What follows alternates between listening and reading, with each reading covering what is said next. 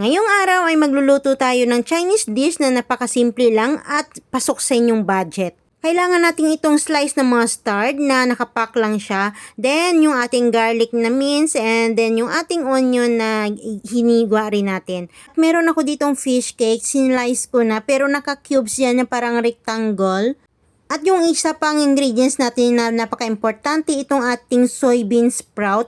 Ang first na gagawin mo dyan ay lalagay mo muna siya sa kawali para matanggal yung kanyang excess water bago natin paghalo-haluin yung lahat ng ingredients. So dito siniset aside ko lang sa gilid yung ating soybean sprout. Tapos naglagay na lang ako ng oil, konti lang, para igisa natin yung ating onion tsaka garlic dyan. So ilalagay natin yung onion, tsaka ilagay din natin yung ating garlic na mince kanina. Pagkatapos ay gawin nating brown yan ang ating ingredients.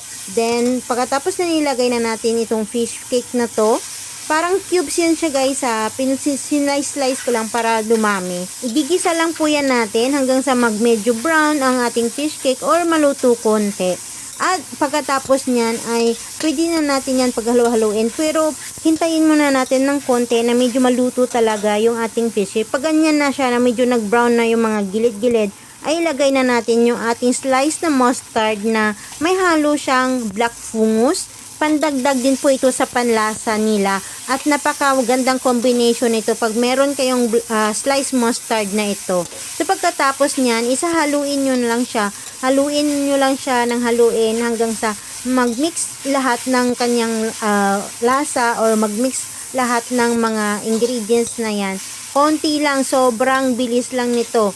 Pero sa akin ay medyo mini-mix ko ng konti para yung ating soybean sprout ay mas lalo pang maluto kasi syempre hindi naman maganda yung lasa ng soybean sprout natin pag hindi siya lutong-luto. Then maglaad ka lang ng konti na salt para sa pampatimbang ng kanyang lasa or pampabalance ng kanyang lasa. Mas maganda kasi na may salt tayong nilalagay pero wag naman sobrahan. Mas maganda yung konti lang para at least may malasahan ka lang na may salt siya. Then, okay na yan. Ganyan, pwede nyo na yan i-serve. Or pwede nyo siya i-garnish ng spring onions. Pero kung gusto nyo ng simple lang, okay na yan.